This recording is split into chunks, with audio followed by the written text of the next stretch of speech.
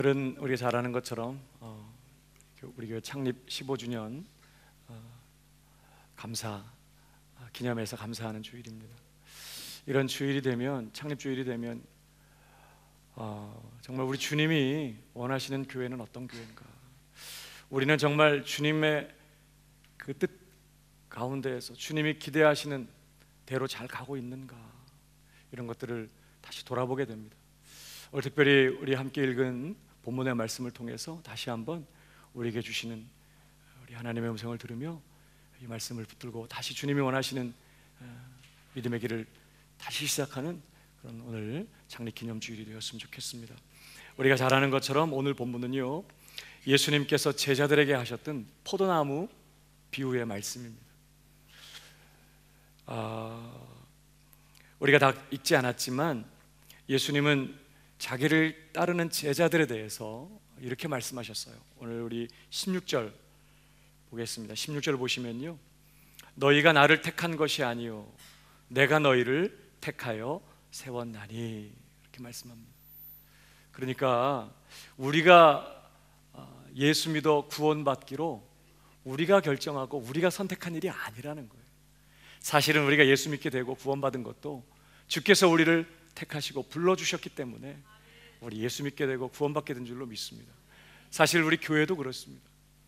우리가 이곳에 모여서 함께 주님을 섬기며 예배하고 주님을 따르고 있는 이런 교회로 모이게 된 것이 우리가 결정하거나 우연히 된 일이 아니라는 거예요. 주님께서 우리를 택하여 부르시고 광명교회라는 이름으로 우리 한 사람 한 사람을 불러 이곳에 두시고 이곳에 있게 하셨기 때문에 저희가 이곳에 광명교회로 있는 줄로 믿습니다. 주님이 하셨어요. 옆 사람에게 좀 얘기해 주세요. 주님이 하셨습니다. 네. 지금까지도 주님이 교회를 하셨고요, 그 주님이 앞으로도 이 교회를 친히 이끌어 가실 줄로 믿습니다. 그런데 중요한 것은요, 우리를 그렇게 부르신, 택하시고 부르신 그 주님의 목적이 있다는 거예요. 뭘까요? 16절을 계속 보시면요, 내가 너희를 택하여 세웠나니 이는 너희로 가서. 어디로 가는 걸까요? 제3세계로 가요? 어디로 가요? 세상으로. 세상으로. 무조건 세상으로 가요? 주님이 보내시는 곳으로 가는 거죠. 물론 세상입니다만 정말 주님이 보내시는 곳으로 가요. 누구에게로 갈까요? 내가 원하는 사람에게, 주님께서 보내시는 그 사람에게 가는 것이에요. 가정으로 가고, 일터로 가고, 학교로 가고, 또 어떤 분들은 또 다른 나라로, 다른 민족에게로 가겠죠.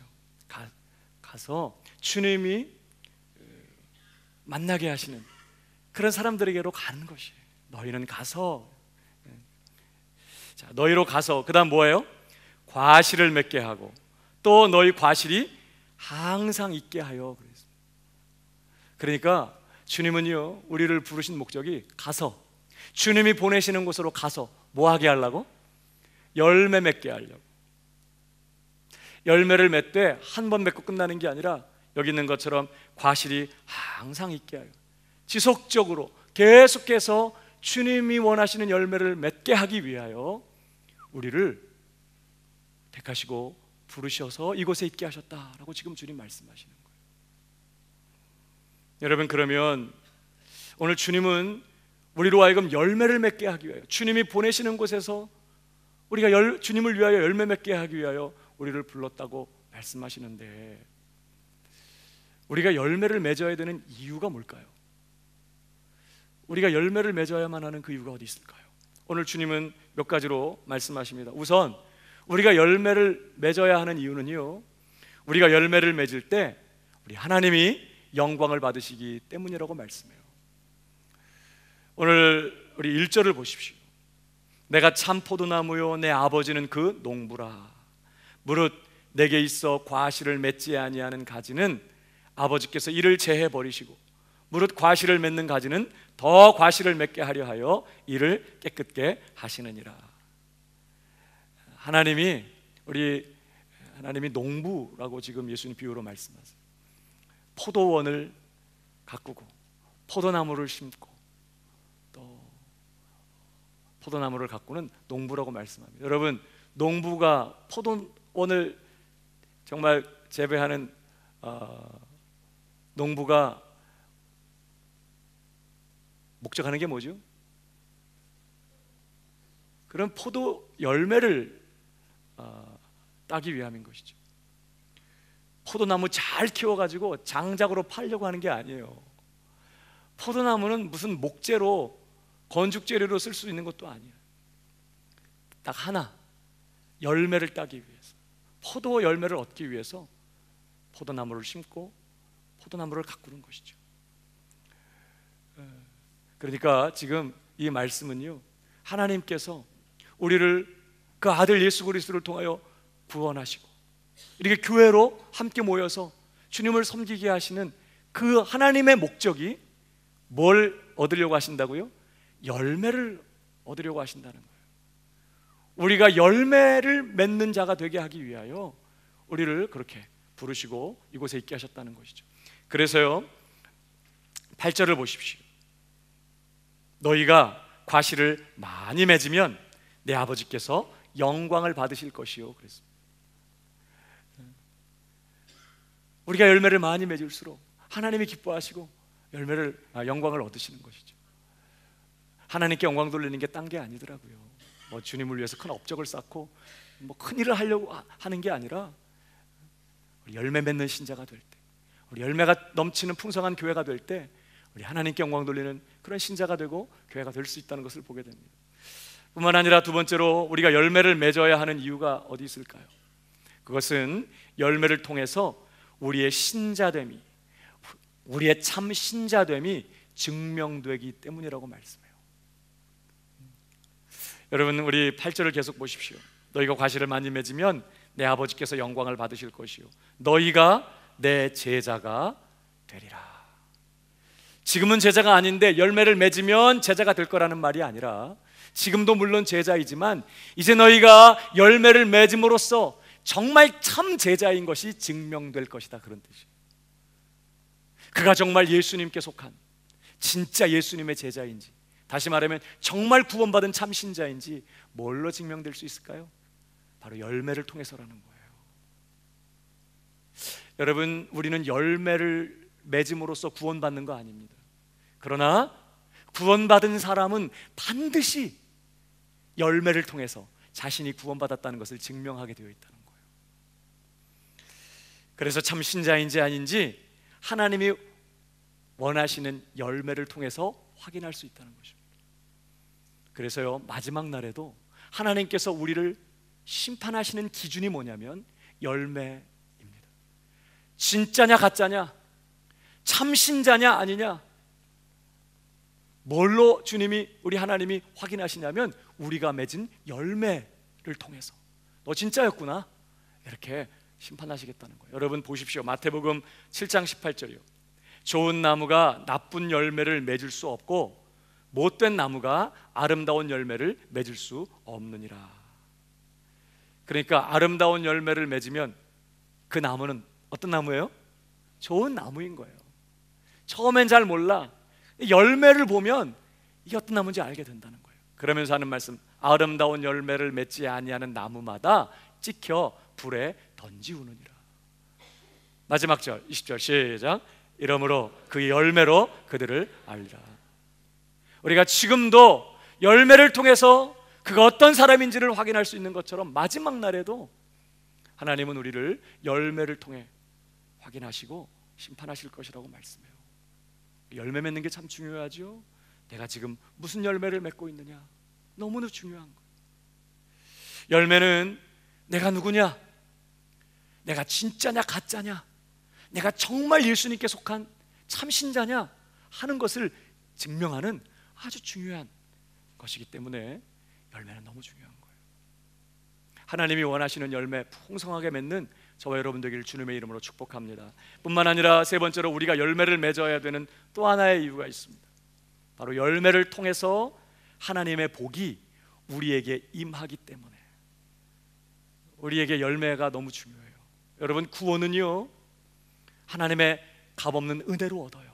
그러나 복은 조건과 자격을 갖추지 않으면 누릴 수 없어요.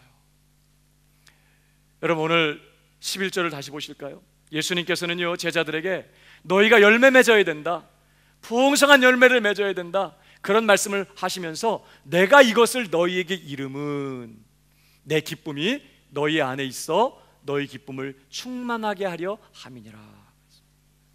여러분, 우리가 스스로 만들어낼 수 없는 것이 몇 가지가 있어요. 그 중에 하나가 기쁨이라는 거예요. 여러분, 기쁨이 얼마나 중요한 건지 몰라요. 아무리 피곤하고 아무리 환경이 어려워도 내 마음에 기쁨이 있으면 천국입니다. 아무리 피곤해도 내 마음에 기쁨이 있으면 그날 직장생활 힘있게 할 수 있어요. 그러나 모든 걸 다 갖춰놓고 너무 부족함이 없는 그런 풍족한 삶을 살고 있어도 내 마음에 기쁨이 없으면 사람은 병드는 거예요. 죽는 것이죠.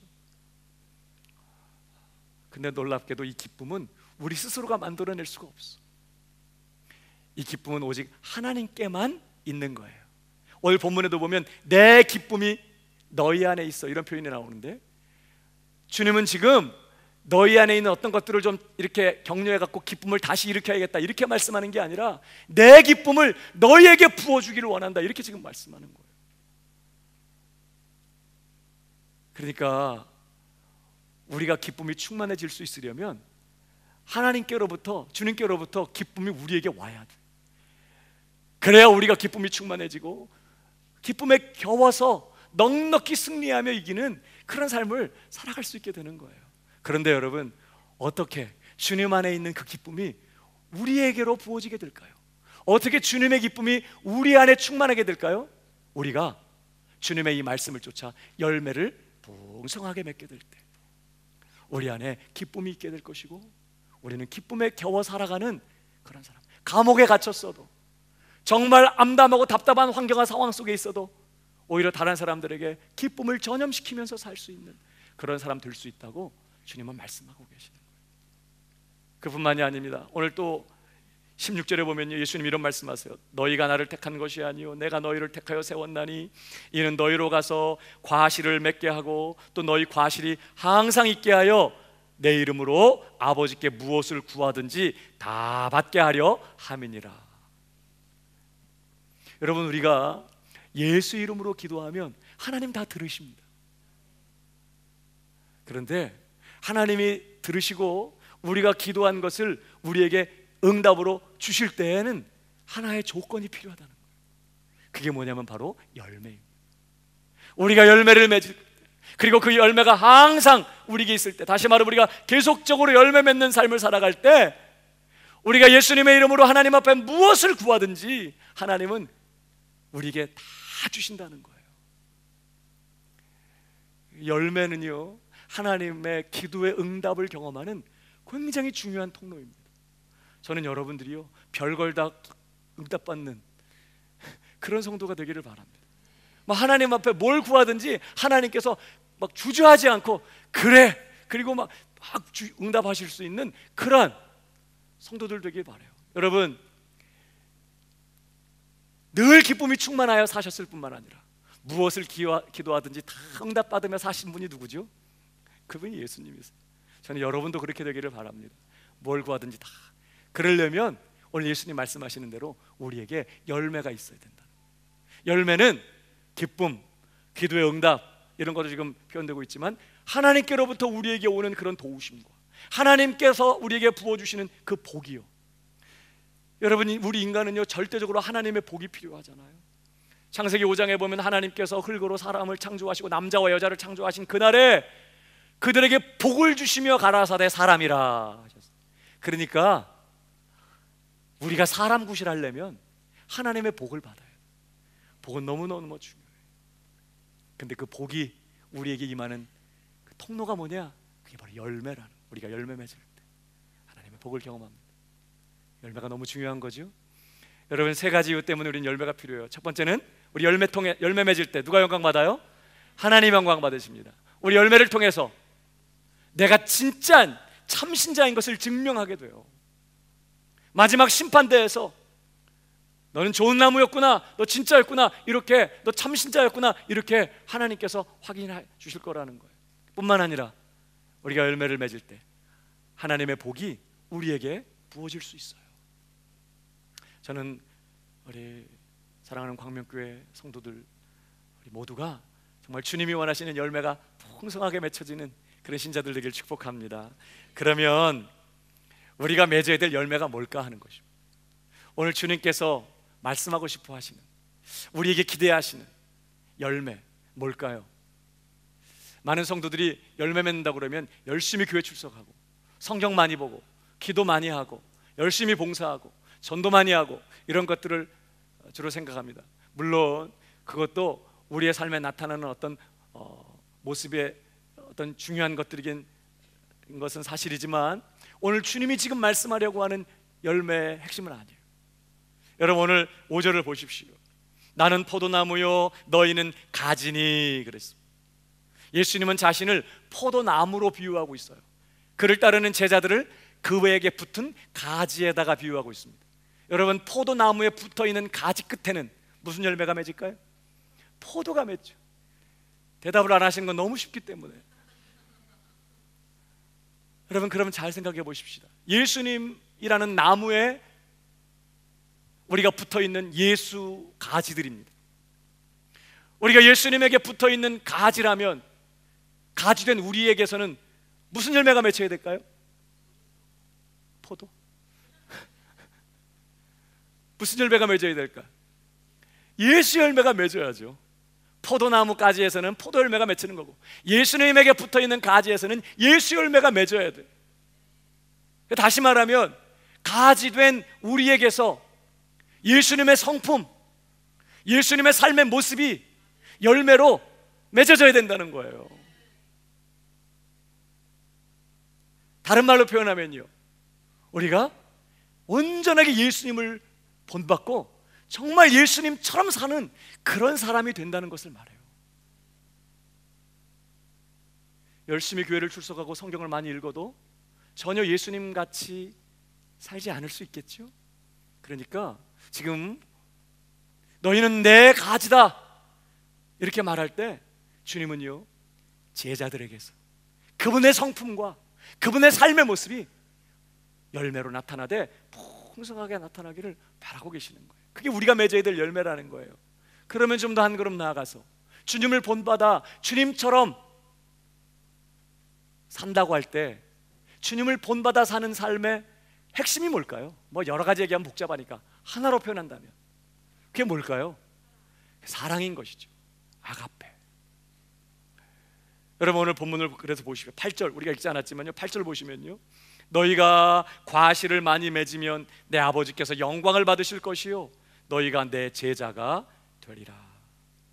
아버지께서 나를 사랑하신 것 같이 나도 너희를 사랑하였으니 나의 사랑 안에 거하라. 지금 너희가 과실 많이 맺으면 하나님께서 영광 받으실 거다, 너희가 내 제자 될 거다, 그러면서 계속 이어가시는 말씀이 이 말씀이에요. 아버지께서 나를 사랑하신 것 같이 나도 너희를 사랑하였으니 나의 사랑 안에 거하라. 내가 아버지의 계명을 지켜 그의 사랑 안에 거하는 것 같이 너희도 내 계명을 지키면 내 사랑 안에 거하리라. 열매 맺는 삶이 주님의 계명을 지키며 주님의 사랑 안에 거하는 삶이라고 지금 말하는 거예요. 그러면서 하신 말씀이 내가 이것을 너희에게 이름은 내 기쁨이 너희 안에 있어 너희 기쁨을 충만하게 하려 함이라. 그러면서 내 계명은 곧 내가 너희를 사랑한 것 같이 너희도 서로 사랑하라 하는 이것이니라. 그러니까 지금 주님을 본받아 사는 삶의 모습은 딴 게 아니라는 거예요. 오늘 그걸 주님이 이렇게 표현하죠. 내가 너희를 사랑한 것 같이, 내가 너희들에게 그렇게 행했던 것 같이 너희가 서로 사랑해라. 그래서 17절에요. 다시 한번 읽어볼까요? 시작. 내가 이것을 너희에게 명함은 너희로 서로 사랑하게 하려 함이라. 그러니까 우리가 맺어야 될 열매는 우리가 예수님을 온전히 닮고 예수님처럼 살아가는 삶인데, 한마디로 말하라면 예수님처럼 어떻게 사랑하는 거예요. 아가페 하는 것이. 그래서 여러분, 예수님께서 그의 제자된 우리 신자들에게 주신 계명은 하나였어요. 요한복음 13장 34절의 말씀 한번 같이 읽어보겠습니다. 시작. 새 계명을 너에게 주노니 서로 사랑하라. 내가 너희를 사랑한 것 같이 너희도 서로 사랑하라. 우리가 주님을 본받아 서로 사랑하는 것, 주님이 우리를 그렇게 뜨겁게 사랑하신 것처럼 우리가 주님 그렇게 사랑할 뿐만 아니라 우리가 서로를 사랑하는, 바로 이것이 주님께서 지금 우리에게 원하시는 열매라는 거예요. 자, 그렇게 사랑 아가페로 충만하신 그 예수님께 붙어있는 가지들이니까 열매는 나무 줄기에 달리지 않아요. 가지 끝에 달려. 주님께서는 우리를 그분의 가지로 삼으시고 이제 우리의 삶을 통해서 그분의 성품, 그분의 삶의 모습들이 맺혀지기를 원하시는데 그것이 바로 아가페다 하는 것이에요. 어떠십니까? 저와 여러분은 오늘 온전히 예수님을 본받아 살고 계신가요? 우리 교회를 등록하셔서 1년, 2년, 3년, 5년, 10년의 세월이 지나가는 동안 여러분 우리는 뭐가 바뀌었죠? 시간이 가면서 내게는 뭐가 달라지고 있죠? 오늘 우리는 돌아봐야 돼요. 열심히 교회 예배 참석하고 더 많은 성경 지식을 갖게 되고 더 많이 기도하게 되는 건 너무너무 중요한 거예요. 그러나 이 모든 것들이, 그래서 그것들이 결국 나로 하여금 예수님을 본받게 만들고 예수님을 본받아 다른 사람을 뜨겁게 사랑하는 그런 사람으로 나를 계속 밀어붙이고 있지 않다면 우린 지금 뭔가 잘못하고 있는 거죠. 우리 교회에 오셔서 교리적으로 좀 더 알게 되고 복음에 대해서 좀 더 이해하게 되고 열심히 예배 참석하게 되셨다면 참 감사한 일이지만, 그러나 그것이 전부가 된다면 우린 너무 가난한 성도가 되는 것이죠. 나는 그래서 시간이 갈수록 예수님을 더 닮아가고 있는가? 나는 정말 예수님처럼 내 주변에 있는 사람들을 더 사랑하는 그런 사람이 되고 있는가? 내가 정말 하나님 앞에 간절하게 기도하고 간구하는 것은 더 사랑이 넘치는 그런 사람 되고 더 예수님 본받는 그런 사람 되기 위해서 하나님 앞에 기도하고 있는가? 우리는 그 자신을 깊이 돌아봐야 된다는 거예요. 바로 이 열매, 우리가 이런 열매를 맺을 때 우리를 불러서 그 아들의 형상을 본받게 하기 위하여 미리 정하시고 때가 되어 그 아들을 우리 땅에 보내셔서 우리를 구원하시며 성령을 우리 안에 보내주셔서 예수 믿게 하시고 우리를 불러 하나님의 자녀가 되게 하신, 교회가 되게 하신 그 하나님의 부르심이 우리를 그 아들의 형상을 본받게 하는 거거든요. 그러니까 우리가 시간이 가면서 더 주님을 닮아갈 때 더 예수님을 본받는 자가 되고 더 예수님처럼 사랑이 넘치는 그런 사람이 되어갈 때 하나님이 영광을 받으신다는 거예요. 하나님이 기뻐하시는 것이죠. 그뿐만이 아니라 우리가 이렇게 주님을 본받아 서로 사랑하는 사람이 될 때에 우리는 비로소 정말 우리가 주님 안에 있는, 주님께 붙어있는 진짜 신자라는 사실을 증명하게 된다는 것입니다. 여러분 요한일서도 한번 볼까요? 3장 14절 다 같이 시작. 사랑함으로 사망에서 옮겨 생명으로 들어간 줄을 우리가 알거니와 사랑치 아니하는 자는 사망에 거하느니라. 다른 것으로 우리가 사망에서 옮겨 생명에 들어간 것을 안다고 말하지 않아요. 장로교를 출석해서 하고 있고 다른 사람들보다 더 많은 성경 지식을 가지고 있고 교회 중직을 맡아 가지고 있기 때문에 사망에서 생명으로 옮겨간 걸 알겠다라고 말하는 게 아니에요. 지금 그런 거랑은 전혀 상관없이 우리가 형제를 사랑함으로 주님이 우리를 사랑하신 것처럼 그렇게 가치 없고 자격 없고 주님께 상처만 드리고 주님께 손해만 입혔던 우리를 아낌없이 용서하시고 품어주시고 사랑해 주셨던 것처럼 우리가 그렇게 형제를 사랑하는 것을 통해서 우리가 사망에서 옮겨 생명으로 들어간 것을 알겠다라고 말해요. 형제를 사랑하지 않는 자는 여전히 사망 아래 거하고 있는 자다. 그러니까 내가 진짜 신자라는 것을 증명하는 것은 딴 게 아니라고. 교회 와서 목소리 크게 내고 힘을 쓰고 사람들을 많이 뭐 이렇게 끌고 다니고 이런 거 갖고 우리가 정말 주님의 사랑받는 자녀요 신자라는 것을 증명하는 게 아니에요. 열매, 아가페요. 그뿐만이 아니라 우리가 주님을 본받아 주님처럼 사랑이 넘치는 사람이 될 때 우리는 주님 안에 있던 기쁨을 우리 속에서 경험하게 될 것이고, 우리는 정말 예수님이 그렇게 사신 것처럼 무엇을 하나님 앞에 구하든지 다 받아 누리는 그런 복된 인생을 살게 될 줄로 믿습니다. 하나님은요, 우리가 기도할 때 주고 싶어도 때로는 못 주는 경우가 많아요. 어떤 사람한테 부담 없이 구하는 대로 막 주실까? 막 능력을 구할 때 능력 주시고, 은혜를 구할 때 은혜를 부으시고, 막 구하는 것마다 막 부담 없이, 거리낌 없이 막 주시려면 어떤 사람한테 그렇게 주실 수 있을까요? 예수님처럼 사랑이 충만한 사람은 뭘 주셔도 하나님이 마음고생을 안 해. 그런 사람에게는 하나님이 능력 주시면 그 능력이 다른 사람을 살리고, 여러 은사들을 주시면 그 은사 때문에 다른 사람들이 행복해지고, 여러 재정들을 넘치게 부어주시면 그 재정 때문에 주변의 다른 사람들이 행복해지고. 그러니까 예수님처럼 사랑이 넘치는 그런 사람은요, 뭘 기도하든지 하나님이 막 주시는 거예요. 근데 사랑이 없으면 하나님이 못 줘. 그런 사람에게 능력 주시면 주변의 사람 다쳐, 은사 주시면 주변의 사람 불행해져, 돈 주시면 그 집 화장실만 넓혀. 그러니까 하나님은 지금도 우리에게 아낌없이 모든 걸 다 내어주기 원하시지만, 우리가 정말 예수님을 본받고 예수님 같은 사랑의 사람이 될 때 예수님이 누리신 기쁨, 예수님이 누리셨던 이러한 놀라운 기도 응답의 복 받아 누리게 된다는 거예요. 정말 저는요, 저와 여러분이 정말 하나님 앞에 별걸 다 응답받는 성도가 되기를 바랍니다. 그게 실력이에요. 기도를 세게 하라 이런 뜻이 아니죠. 40일을 작정하고 금식하며 기도하셔야 됩니다 이런 뜻이 아니죠. 주님을 닮으십시오.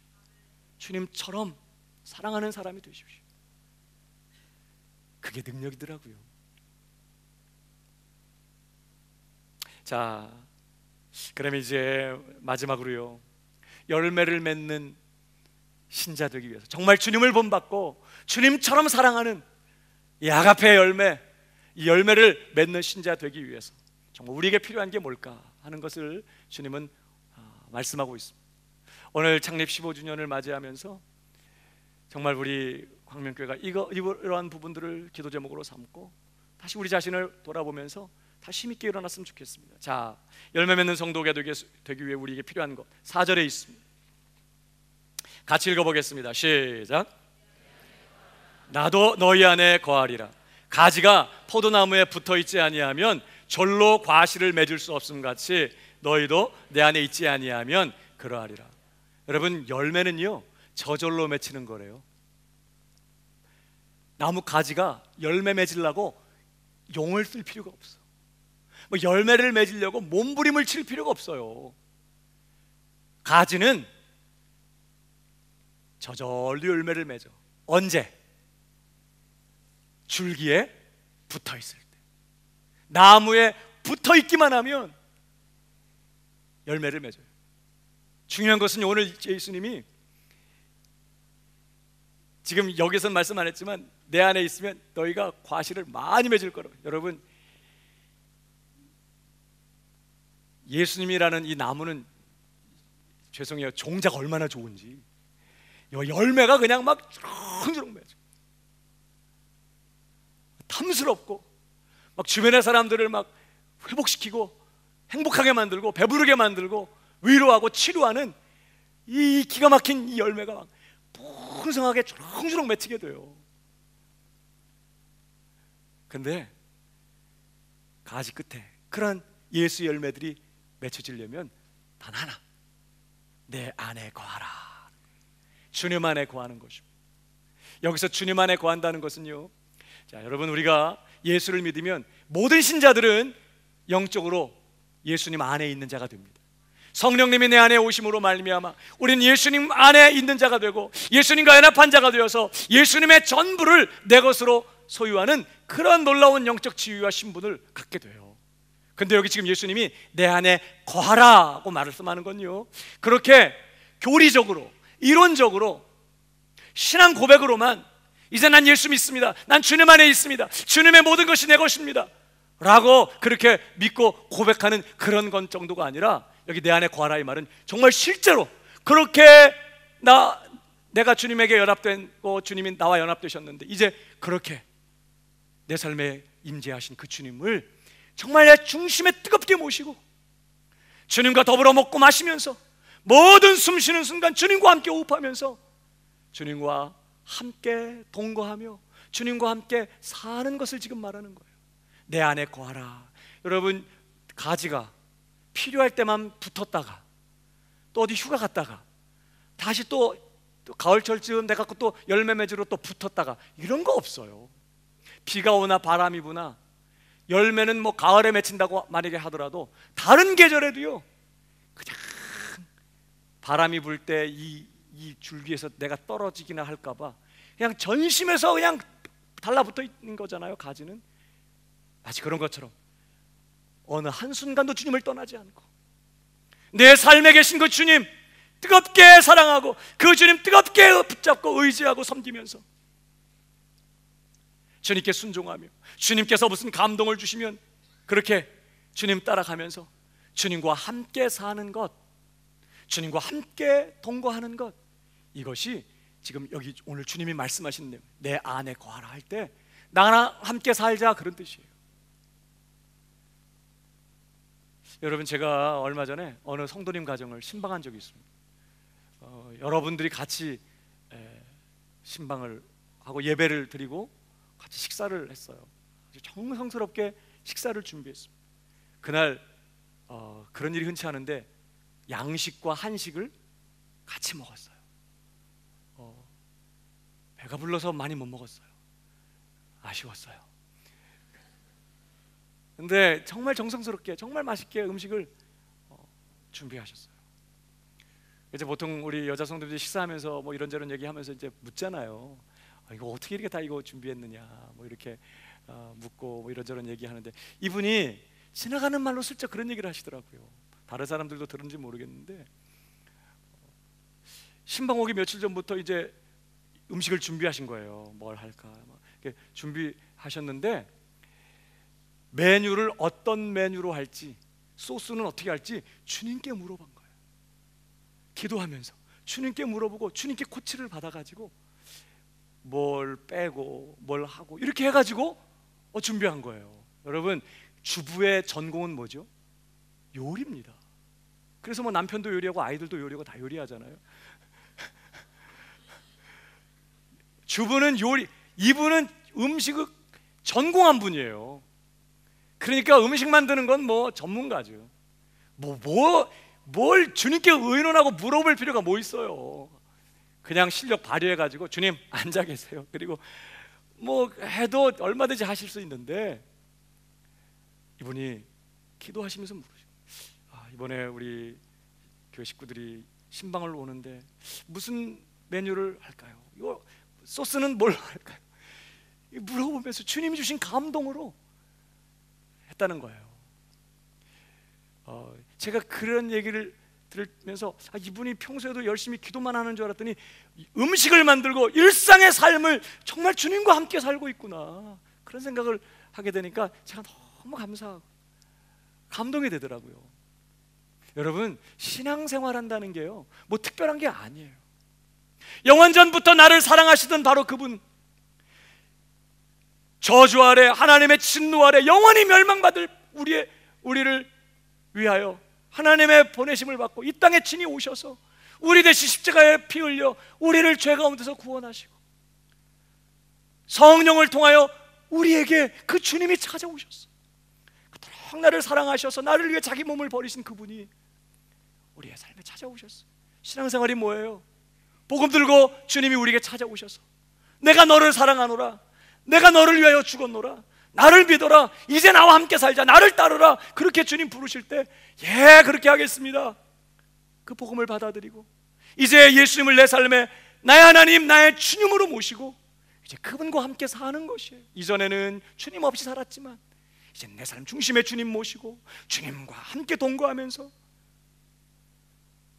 주님과 함께 호흡하고 주님과 함께 먹고 마시며 주님과 함께 오늘 하루하루를 그 주님과 함께 사는 것. 그래서 그 주님 모시고 학교도 가고 그 주님 모시고 주방에서 요리도 하고 그 주님과 함께 마음을 나누고 생각을 나누고 도우심을 구하고 지혜를 구하고 능력을 구하고 은혜를 구하면서 아이들을 돌보고 직장에 가서 일을 하고 사업을 꾸리고, 신앙생활이 뭐 별거 아닌 거더라고요. 주님과 함께 사는 거, 이게 사실 영생의 핵심이기도 한 것이죠. 여러분은 오늘 예수님과 함께 살고 계십니까? 그냥 교회 가면서 주님 만나러 가 이렇게 말하는 분들 수상해. 맨날 주님은 교회에다가 두고, 주님 오늘 예배 잘 들었으니까 이제 여기 계세요. 다음 주에 꼭 올게요. 절대 안도만 꼭 올 테니까 절대 염려하지 마시고, 뭐 제가 어디 가는지 누구를 만나는지 뭐 하는지 절대 뭐 염려도 하지 마시고 걱정도 하지 마시고 여기 잘 계세요. 그리고 세상에 나가서 열심히 살다가 주님 만나러 여기 오신 건 아니죠. 라오디게아 교회 성도들이 그렇게 살았어요.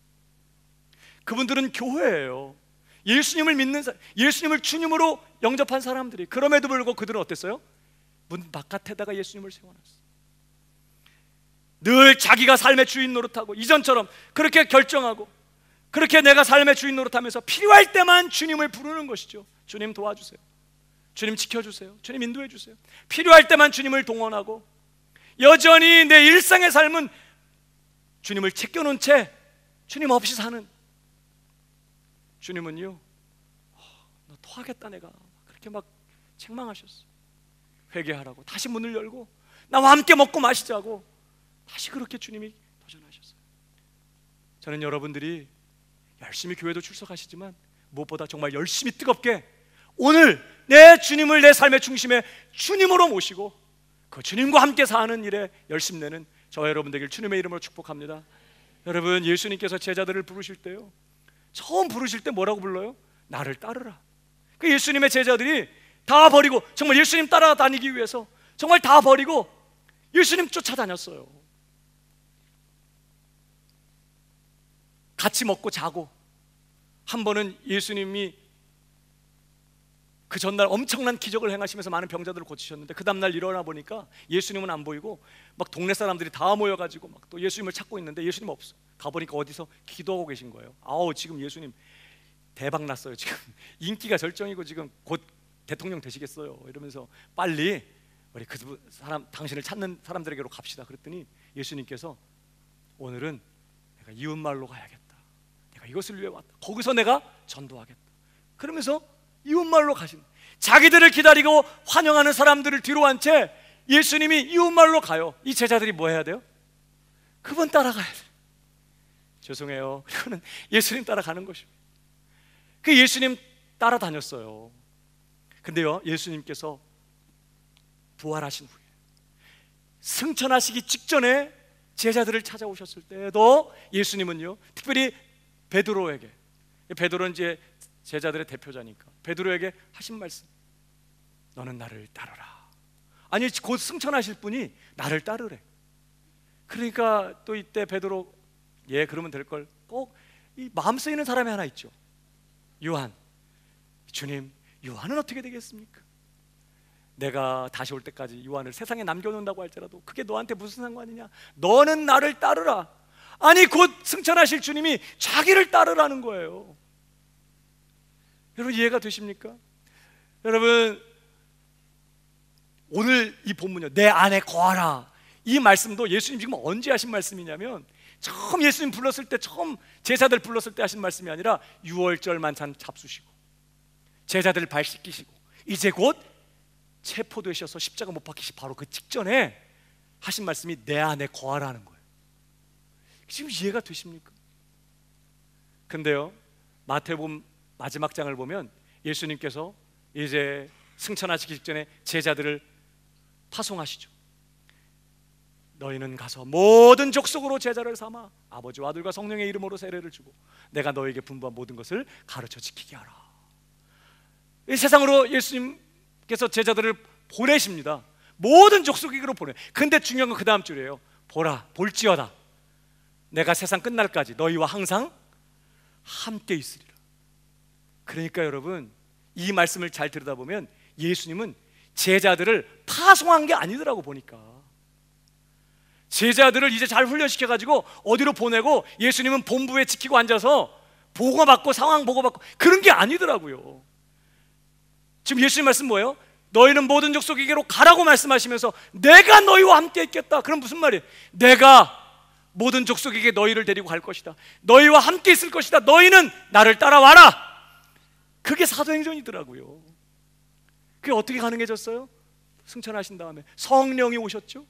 그가 오시면 우리가 너희에게 와서 우리 거처를 너희와 함께 할 것이다. 주님이 말씀한 것처럼 성령이 임하셨을 때 예수님께서는 이제 성령을 통하여 베드로의 마음 속으로 들어가셨고, 요한의 마음 속으로 들어가셨고, 도마의 마음 속으로 들어가셔서 이제는 모든 호흡하는 순간에 제자들과 함께 계시면서 그들을 모든 족속에게로 인도하실 수 있었던 거예요. 그러니까 제자들이 할 거는 승천하신 다음에 우리가 어떻게 기독교를 부흥시키고 많은 사람들에게 기독교를 홍보하고 기독교 교도들을 많이 만들까? 어떻게 하면 우리 주님을 위해서 큰 어떤 거대한 프로젝트를 정말 성공적으로 잘 치를 수 있을까? 이런 게 그들의 관심이 아니에요. 계획은 주님이 갖고 있고 능력도 방법도 다 주님께 있고 그들이 할 건 뭐예요? 성령으로 다시 자기들 마음에 오신 그 주님 뜨겁게 사랑하며 뜨겁게 섬기며 뜨겁게 의지하고 그 주님과 오늘 먹고 마시며 늘 주님과 교제하고 주님과 교통하면서 주님이 이끄시는 대로 따라가는 거예요. 그게 사도행전이더라고요. 오늘 내 안에 거하라는 말씀이 그런 말씀이에요. 너 나와 함께 이제 살자. 영원토록 난 너희를 떠나지 않을 거고 너희와 함께 있을 거다. 그러니 나와 함께 살자. 주님 안에 거하라는 말의 다른 표현인 것이죠. 지난 주간에 특별 기도회 하면서 우리 이틀 목요일과 금요일에 우리 정철아 선교사님 귀한 말씀 전해주셨습니다. 파푸아 뉴기니의 식인종의 후예들, 말은 있지만 글자가 없는 사람들에게 글자를 만들어주고 그들의 언어로 신약 성경을 번역하는 귀한 사역을 하셨던 우리 선교사님이 이번에 저희 교회 오셔서 이틀간 말씀을 전해주셨는데요, 그 선교사님이 하셨던 여러 말씀 중에 참 제 마음에 감동이 되는 말씀들 중에 기독교적 순종은 복종과 추종이다 이런 표현을 하셨어요. 그러니까 순종이 딴 게 아니에요. 복종하고 추종이 뭐예요? 따라가는 거예요. 따라가는. 그러니까 기독교 신앙의 핵심은 다른 게 아니더라고요. 내 안에 오신 주님을 사랑하고 의지하고 그 주님 붙잡고 주님 따라가는 것이에요. 그러면서 선교사님이 놀라운 얘기를 하셨어요. 참 제 마음에 깊은 울림이 됐습니다. 뭐냐면 선교사들을 통해 예수님이 조선 땅에 오셨기 때문에 우리가 구원을 받은 것입니다. 이런 말씀을 하셨어요. 당연한 말씀이면서도 저한테는 참 새삼스럽게 도전이 됐어요. 저는 그냥 선교사들이 뜨거운 열정을 가지고 정말 성령 충만해서 조선 땅까지 왔다고만 생각했어요. 근데 가만 보니까 그게 아니더라고요. 조선 땅에 왔던 선교사들이 뭐 특별한 게 한 거 아니라 그들은요 자신을 찾아오신 예수 그리스도를 자신의 삶의 주님으로 모시고 죽기까지 십자가 지기까지 자기를 사랑하신 그 주님 뜨겁게 사랑하면서 그 주님과 함께 산 사람들이었어요. 그러면서 주님이 이끄시는 대로 따라 사는 사람들, 그 주님이 중국 땅으로 가시니까 중국 땅으로 간 거예요. 그 주님이 조선 땅으로 가시니까 조선 땅으로 간 거더라고요. 주님, 제가 주님을 위해서 이런 삶을 살겠습니다. 그게 아니라 내 안에 오신 주님이 조선으로 가시니까 내가 그곳에서 주님 섬기겠습니다. 주님 계신 곳에 내가 있겠고 주님의 백성은 나의 백성이고 주님의 하나님은 나의 하나님이고 주님 계신 곳에서 내가 주님 섬기며 주님 따르겠습니다. 주님 섬기겠습니다. 그러면서 주님이 가시니까 그 사랑하는 주님 따라온 거더라고요. 그게 우리 조선 땅에 선교사들이 들어오게 된 이유였고 그들은 그렇게 와서 뜨겁게 우리 조선 사람들을 정말 소망도 없고 가난하고 무지하고 질병 많은 그런 조선 땅에 와서 그들은 그렇게 주님을 섬긴 거예요. 거기서 그들의 삶의 모습은 어떻게 나타나요? 이제 가난한 조선 사람들을 끌어안고 그들에게 사랑을 베풀고 섬기고 병원을 지어주고 학교를 지어주면서 생명의 복음을 전하는 그런 삶을 살았던 것이죠. 그러니까 뭐 나는 주님을 위해서 이렇게 살겠습니다, 뭐 이런 게 아니라 그냥 주님 따라가는 것이죠. 주님이 머물라고 하신 곳에 그냥 거기서 주님을 뜨겁게 사랑하는 거예요. 주님 섬기는 거예요. 그런 삶의 모습들이 그렇게 조선 땅에 와서 복음을 전하던 그런 선교사님들의 삶의 모습으로 나타났던 것이죠. 1890년에 미국에서 한 여자 선교사님이 의사인데 한국으로 오십니다. 로제타라는 선교사님이십니다. 이분이 약혼을 한 상태였어요. 그래서 약혼자였던 윌리엄 제임스 홀이라는 그 선교사님하고 같이 한국으로 조선 땅으로 오셨어요. 그리고 2년 후에 조선에서 결혼식을 합니다. 본국으로 돌아가서 결혼식 하고 싶었을 것 같아요. 근데 조선 땅에서, 그러니까 한국의 조선의 최초의 서양식 결혼식이 그 결혼식이었어요. 이 로제타하고 윌리엄 제임스 홀이 조선 땅에서 결혼식을, 아무도 친족도 없고 아는 사람 없이 정말 그런 이국 땅에 와서 거기서 결혼식을 하고, 그 다음에 아들이 태어납니다. 셔우드 홀이라고. 근데요, 이 남편 의사 선교사님이 그 다음에 병자들을 치료하다가 감염되어 가지고 그만 세상을 떠나게 됩니다. 그러니까 셔우드 홀이 2살 됐을 때, 로제타 뱃속에는 7개월 된 태아가 있었거든요. 그런 가족들을 남겨놓고 이 선교사님이 병들어 죽는 거예요. 남편 선교사님. 그때 이 로제타가 자기 남편을 양화진에 묻습니다. 그리고는 남편 없는데 이제 뭐 어떻게 하라고. 그리고 한국 다시 본국으로 돌아간 게 아니라 계속 남편이 하던 그 사역을 이어서 계속 저 사람들을 치료하고 섬기고 사랑하면서 같이 사는 것이에요. 열심히 그렇게 섬기고 있는데 또 몇 해가 지나지 않아서 에디스라고 하는 그때 그 7개월 됐던 태아가 태어나 가지고 딸이 하나 있었는데 그 에디스라는 딸이 또 죽습니다. 풍토병에 걸려가지고. 평양에서부터 그 딸의 시신을 데리고 양화진까지 와서 양화진에다가 그 딸의 시신을 남편 곁에 묻어요. 그러면서 이 로제타가 하나님 앞에 기도해요. 하나님, 사랑하는 내 아들 셔우드 홀과 평생을 이 조선 땅에서 사역할 수 있도록 도와주시기를 원합니다. 그렇게 기도했어요. 그리고는 아들과 함께 계속해서 조선 땅을 떠나지 않고, 정말 얘기들을 이렇게 보면 엄청난 사역들을 하셨더라고요.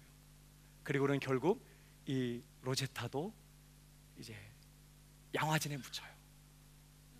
자기 남편과 딸이 있는 곁에. 그리고 이 셔우드 홀이 미국에서 의학 공부를 하고 또 의사가 돼가지고 아내인 의사 아내를 데리고 또 한국에 와서 계속해서 부모님들이 하던 그 일을 계속 이어서 조선 사람들을 사랑하면서 그들의 상처를 치료하면서 그렇게 섬겨요. 크리스마스 실 아시죠? 최초로 결핵을 퇴치하기 위해서 크리스마스 실을 만들었는데 일본 사람들이 미워해가지고 추방했어요. 그래서 인도에 가서 또 사역도 잠깐 했었지만 결국은 이 셔우드 홀도 아내와 함께 자기 가족들이 묻혀있는 그 양화진에 묻히죠. 이 셔우드 홀이 지은 책이 조선회상이라는 책이에요.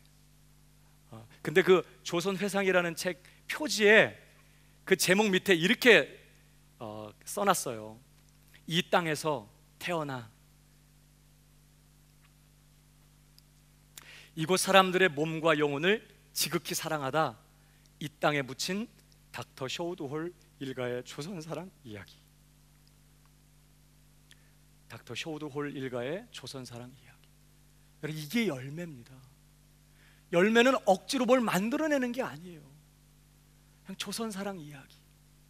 그들이 어떻게 조선 땅에 와서 어떻게 조선 사람들보다 조선 사람들을 더 사랑하면서 일평생 대를 이어가면서 조선 사람들을 사랑했었는지 그 사랑의 이야기, 그게 그 책의 내용인데, 여러분 열매가 그런 거예요. 사랑 이야기. 여러분은 어떤 사랑 이야기를 만들어가고 계십니까? 열매는 자연스럽게 나타나요. 여러분, 이 선교사님들, 제가 대표적으로 이분들을 얘기했지만 다른 선교사님들도 많이 그랬지만, 여러분 이런 선교사님들이 어떻게 그런 사랑 이야기들을, 그 넘치는 사랑 이야기들, 정말 예수님이 하셨을 것 같은 그런 사랑의 삶들을 어떻게 살 수 있었을까요? 그거는 그분들이 뭐 사랑이 체질적으로 뭐 사랑이 많은 기질적으로 사랑의 사람들이어서가 아니라, 그들이 어떤 사람들이에요? 자신의 삶에 찾아오신 그 주님, 그 주님 내 삶에 주님으로 모시고, 그 주님 뜨겁게 사랑하고, 그 주님 의지하고, 그 주님 어디로 가시니 나 이제 절대 주님 떠나지 않겠어. 주님 어디로 가시니 난 주님 따라갑니다. 나는 거기서 우리 주님 섬기며 주님 사랑하며 주님을 위해 살겠습니다. 그렇게 주님께 자신의 삶을 맡기고 뜨겁게 주님 사랑하며 주님을 따라 살던 그런 사람들이었어요. 남편이 죽고 그렇게 주님을 위해 헌신하고 주님을 위해 정말 희생하는데 딸이 죽고, 그럴 때에도 왜 하나님 나한테 이러시는 거예요? 내가 뭘 잘못했다고 나한테 내가 이런 어려움을 당해야 돼요? 그렇게 하나님 앞에 따지는 게 아니라, 하나님, 내 사랑하는 아들과 함께 평생 이곳에서 주님의 부르심을 이루며 주님 섬길 수 있도록 하나님 계속해서 도와주시기를 원합니다. 그러면서 주님께 모든 것 맡기고 주님을 전적으로 신뢰하면서 뜨겁게 주님 사랑하며 주님과 함께 사는 자였기 때문에 그들이 그런 조선 사랑의 이야기를 남기는 그런 인생을 살 수 있었다는 거예요. 여러분, 열매 맺으려고 하지 마요.